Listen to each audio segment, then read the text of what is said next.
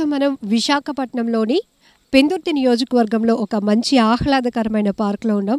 చాలా చక్కగా మంచి గాలి కోసం కూర్చున్నారు. సార్ ప్రజెంట్ అయితే చాలా హీట్ ఎక్కుతున్నాయి ఎలక్షన్స్. మీ ఒపీనియన్ ఏంటి? ప్రస్తుతం ఉన్న రాజకీయాల ప్రకారం మరి మార్పు కూడా కావాలని అనుకుంటాను. మా ఉద్దేశం ప్రకారం. ఏం చేస్తుంటారు సార్? మీ ప్రొఫెషన్ ఏంటి? నేను టీచర్ అండి. రవీంద్ర భారతి స్కూల్లో పనిచేస్తున్నాను. మ్యాథ్స్ ఫ్యాకల్టీ అండి. పొలిటికల్గా చేంజ్ అంటున్నారు. ఎలాంటి చేంజ్ వస్తే బాగుంటుందని? అంటే ఇప్పుడు మార్పుతో జనసేన వస్తుంది, ఒక ఛాన్స్ అడుగుతోంది వైసీపీ. ఆల్రెడీ చేసిన డెవలప్మెంట్ని చూసి మరొక అవకాశం ఇవ్వండి అంటుంది టీడీపీ. నేనేమంటున్నానంటే ప్రతి పార్టీ కూడా వచ్చిన తర్వాత ఏదో ఒక మార్పు చేస్తుంది. సో ఈ పార్టీ అంత ఏదో విజన్తో చేసింది, ఇంకో పార్టీకి అవకాశం ఇస్తే వాళ్ళకి కొత్త విజన్ వస్తుంది. సో నా ఉద్దేశం అయితే ప్రతి 5 సంవత్సరాలకి ఒక వేరే పార్టీకి అవకాశం ఇస్తే వాళ్ళ విజన్ ఎలా ఉంటుందో తెలుస్తుంటుంది. అందుకని మార్పు కోసం నేను ఎక్కువగా ట్రై చేస్తున్నాను. అంటే నాకైతే మార్పు కావాలని అనుకుంటున్నాను. అది ఏ పార్టీతో సంబంధం లేదు. ఈ సంవత్సరం ఒక పార్టీ చేస్తే నెక్స్ట్ ఇంకో పార్టీ. సో అలా ఏంటంటే విజన్ మారుతుంటుంది. ఒకరి ఐడియాస్ ఒకలా ఉంటాయి. సో ప్రధానంగా ఉన్నవైతే ఇప్పుడు 3 పార్టీల మధ్య పోటీ. ఆల్రెడీ మీరు మార్పు అంటున్నారు కాబట్టి అక్కడే నాకు అర్థమైంది. కానీ ఏ పార్టీ అనుకుంటున్నారు? పార్టీతో సంబంధం లేదండి. ఇప్పుడు ప్రజలకి దగ్గరగా ఏ పార్టీ విజన్ అయితే ఉంటుందో ఆ పార్టీ ఎన్నుకోవడం తప్పలేదు. సో ఇప్పుడు మేనిఫెస్టో చూసాం అనుకోండి. అదే ఇప్పుడు మనకి పార్టీ తెలియని మేనిఫెస్టో చూస్తున్నాం. ఈ ముగ్గురు మేనిఫెస్టో పక్కన పెడితే ముగ్గురు ఒకలాగే ఉన్నది. మీరు ఏ మేనిఫెస్టో చూడండి, వీళ్ళు ఒకలా వీల్ పాయింట్స్ కవర్ చేశారు. సో నేను ఏంటంటే మేనిఫెస్టో పక్కన పెట్టేయండి.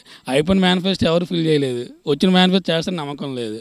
కాబట్టి ప్రజలకు అవసరమైన ఏ పార్టీ చేస్తుందో దాన్ని కోరుకోవడం తప్పలేదు. మీ పేరు చెప్పండి. దిలీప్ కుమార్ అండి. దిలీప్ గారు ఏం చేస్తారు? స్కూల్లో వర్క్ చేస్తానండి, రవీంద్ర భారతి స్కూల్. పాలిటిక్స్ అన్నది ప్రస్తుత రోజుల్లో అదొక ఒక ఆర్భాటంగా ఫీల్ అవుతున్నారు తప్పితే అదొక రెస్పాన్సిబుల్గా ప్రతి ఒక్కరు కూడా చెప్పే మాట అదే. కానీ రెస్పాన్సిబుల్గా ఫీల్ అయ్యి సొసైటీకి ఏదైనా చేద్దామనే ఉద్దేశంతో అయితే మాత్రం ఎవరు లేరండి. ఎందుకంటే ప్రతి ఒక్కరు కూడా ఏదో ఒకటి చెప్పడం, అంటే నిరుద్యోగ సమస్య తీరుస్తామని చెప్పడం. ఇప్పుడు ఉదయ్ భాస్కర్ గారు ఉన్నారు, ఏపీపీఎస్సీ. సో ఆయన ఏమన్నారు, ప్రతి ఇయర్ కూడా మేము క్యాలెండర్ వైజ్గా తీస్తామన్నారు. కానీ దాన్ని వాళ్ళు నిలబెట్టుకోలేకపోతున్నారండి. అంటే ఆచరణలోకి వచ్చేటప్పటికి వాళ్ళు చెప్పేదానికి ఆచరణలో ఉన్నదానికి చాలా తేడాలు ఉన్నాయి, చాలా డిఫరెన్సెస్ ఉన్నాయి. సో ఏంటంటే ప్రజలకు ఏం చెప్తాను, ఇప్పుడు నిరుద్యోగ భృతి అన్నారు. ఎప్పుడు అన్నారు? గెలిచిన తర్వాత నిరుద్యోగ భృతి ఇస్తామన్నారు. ఇప్పుడు నుంచి ఇస్తున్నారు జనరల్గా. అది కూడా 1000 అన్నారు. ఇప్పుడు మళ్ళీ ఎలక్షన్ ముందుకు వచ్చేసరికి ఏమైంది అంటే జనరల్ అంటే I'm not point out to one person. నేను అందరి గురించి చెప్తాను, అందరి భావోద్వేగాల గురించి చెప్తాను జనరల్గా. సో అంటే ఇప్పటికప్పుడు మారుతూ వస్తుంది. అంటే మనం ఏం మాటలు ఇచ్చాం, ప్రజలకు ఏం చెప్పాం, ప్రజలకు ఏదో ఒకటి చెప్పడం వల్ల మనకి ఓట్లు వచ్చాయి. సో ఆ వాగ్దానాలని నెరవేర్చుకోలేకపోతున్నారండి, అందులో ఫెయిల్ అవుతున్నారు. నెక్స్ట్ నిరుద్యోగిత అనేది చాలా ఇంపార్టెంట్.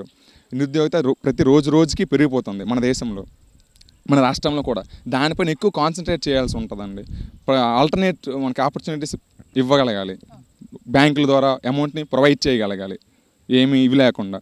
సో అలాంటి దీంట్లో చాలా ఫెయిల్ అవుతున్నారండి. కరెక్ట్గా జనసేన పార్టీ అధినేత పవన్ చెప్తున్నారు, నిరుద్యోగ భృతి అయితే నేను ఇవ్వను కానీ ఉపాధి అవకాశాలు క్రియేట్ చేస్తా అంటున్నారు. అది ఎలా మేడం, ఎలా క్రియేట్ చేస్తారు అది తెలియాలి. ఇప్పుడు ప్రజలు ఉన్నాం, చేస్తాము, మాకు ఓటు ఏంటంటే నమ్మే రోజులు లేవు. ఎందుకంటే అందరు చెప్తుంది అదే. ప్రతి ఒక్కరు కూడా ఎలా చేస్తారు మాకు క్లారిటీ కావాలండి. చేస్తాం, ప్రతి ఒక్కరు రోడ్డు మీద వెళ్ళిన మీరు ఎవరికడినా సరే మేము చేస్తాం సార్.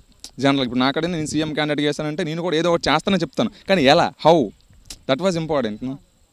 సో అది కూడా చెప్తే మేము పథకాలు అయితే పెడుతున్నారు మేనిఫెస్టోలో అందరినీ ప్రజాకర్షణగా, కానీ ఆ రీసోర్సెస్ ఆర్థిక వనరులు ఎలా క్రియేట్ చేస్తామంది ఇప్పటికీ ఏ పార్టీ కూడా క్లారిటీ ఇవ్వలేదు. బట్ ఉన్న దాంట్లో ఈ 3 పార్టీల్లో ప్రధానంగా ఇటు వైసీపీ, టీడీపీ, జనసేనలో అంటే వీళ్ళు వస్తే ఒక వే ఉండొచ్చేమో, ఒక విజన్తో వస్తున్నారు అన్న ఒక ఒపీనియన్ మీకు? కంపల్సరీగా మేడం. ఇప్పుడు ఒకళ్ళు వచ్చేసి ఇప్పుడు మనం ఆపర్చునిటీ వాళ్ళకే ఇవ్వడం. ఇప్పుడు కేరళ మీరు గమనించుకున్నారంటే ప్రతి టర్మ్ కూడా చేంజ్ అవుద్దండి. దానివల్ల ఏంటంటే తెలిసేది ఏంటంటే నెక్స్ట్ పార్టీ మరి కొంచెం అంటే కంటిన్యూ అవ్వట్లేదు కాబట్టి డెవలప్ చేసుకోవచ్చు. ఇంకా అవకాశం కూడా వేరే వాళ్ళకి ఇవ్వడం వల్ల ఏమవుతుంది, వాళ్ళ పాయింట్ ఆఫ్ వ్యూ కూడా మనకు తెలుస్తుంది అనమాట.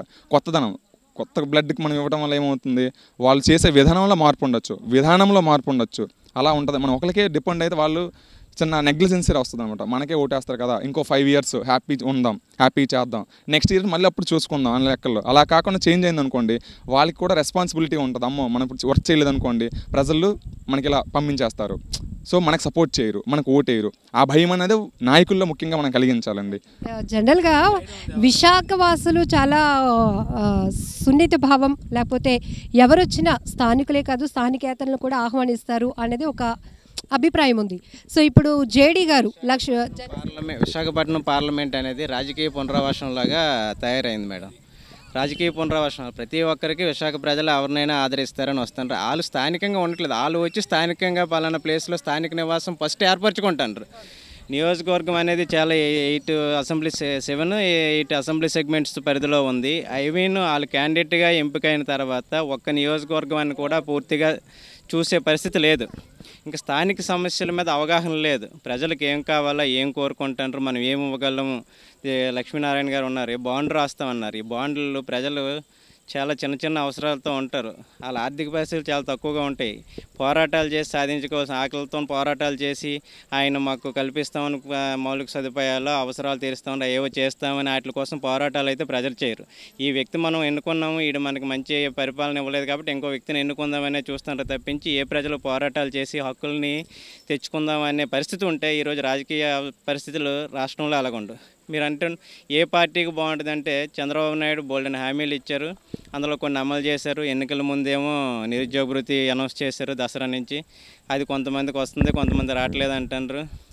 లాస్ట్ ఎలక్షన్ మేనిఫెస్టోలో రుణమాఫీ అన్నారు.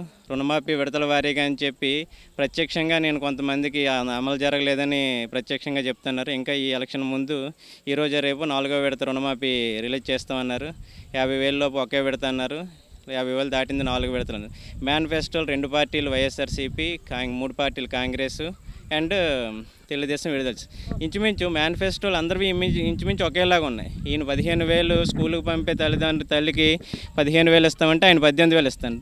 ఈయన ఈ వృద్ధాప్య పింఛన్ 2,000 అంటే ఆయన 3,000 అంటారు.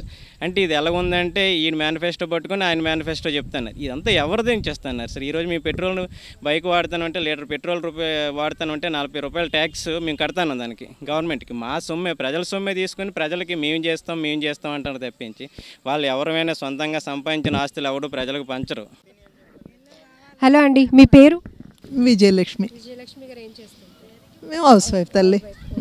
అయితే మీరే ఎక్కువగా పాలిటిక్స్ గురించి చూస్తూ ఉంటారేమో, టీవీలో ఎక్కువ వాచ్ చేస్తూ ఉంటారు కదా. ఇన్నేళ్ళ మీ ఎక్స్పీరియన్స్లో చాలా ఎన్నికలు చూస్తుంటారు, చాలామంది నాయకులను కూడా చూస్తుంటారు. లాస్ట్ టైంకి ఇప్పటికీ డెవలప్మెంట్ కనిపిస్తుందా అండి? చంద్రబాబు నాయుడు గారు బాగానే చేస్తున్నారు, ఆయనే మళ్ళీ వస్తే బాగుంటుందని అనుకుంటున్నాం అమ్మా. అంటే ఇలా అందరూ కూడా మహిళలకి ఈసారి పెద్దపీట వేస్తున్నారు, చాలా స్కీమ్స్ కూడా పెడుతున్నారు. అంటే టీడీపీకే అంత ఫేవర్గా ఉండడానికి రీజన్ ఏమైనా? ఆల్రెడీ అన్ని ముందు 5 yearsలో చూసాం కదా తల్లి, బాగా చేశారు. అలాగే ఆయన వస్తే ముందు జరుగుతూ ఉన్న పనులు పూర్తవుతాయి కదా అని అనుకుంటున్నాం. మీరు చెప్పండి అండి. చంద్రబాబు నాయుడు గారు రావాలని అనుకుంటున్నాం. అతను వస్తే ఎక్స్పీరియన్స్ బాగా ఉంది కాబట్టి బాగా ప్రభుత్వం బాగుంటుందని, అనుభవంతో మరింత అభివృద్ధి చేయగలరని నమ్మకం మాకు ఉంది. కొత్త వారికి అవకాశం, వాళ్ళు ఏం చేయగలుగుతారో వాళ్ళకి ఒక అవకాశం ఇవ్వాలి కదా. అవకాశం ఇచ్చి 5 సంవత్సరాలు మనం ఇరుకులు పడలేము కదా, తెలిసిన వాళ్ళకి ఇవ్వడం మంచిది. ఇక్కడ లోకల్గా ఈ పెందుర్తి నియోజకవర్గం వరకు డెవలప్మెంట్ బాగానే ఉందా? ఇప్పుడు ప్రజెంట్ ఉన్న వ్యక్తి కానీ ఇప్పుడు రాబోతున్న మళ్ళీ వైసీపీ నుంచి పోటీ చేస్తున్నా కానీ జనసేన నుంచి బాగానే ఉంది. ఇప్పుడు ఎవరికి ఓటేద్దాం అనుకుంటున్నారు? చెప్పాం కదా, తెలుగుదేశం గారు.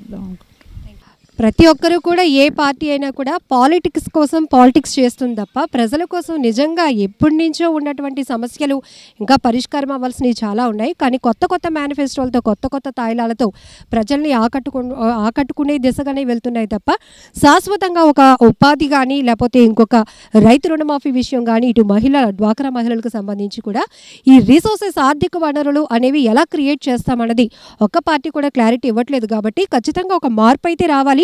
ఆ మార్పు కోరుకునే దిశగానే ఈరోజు ప్రతి ఒక్క ఓటర్ ఆలోచన ఉందని కూడా పెందుర్తి నియోజకవర్గంలో ఉన్నటువంటి ఎడ్యుకేటర్స్ కావచ్చు, సామాన్యుల అభిప్రాయం.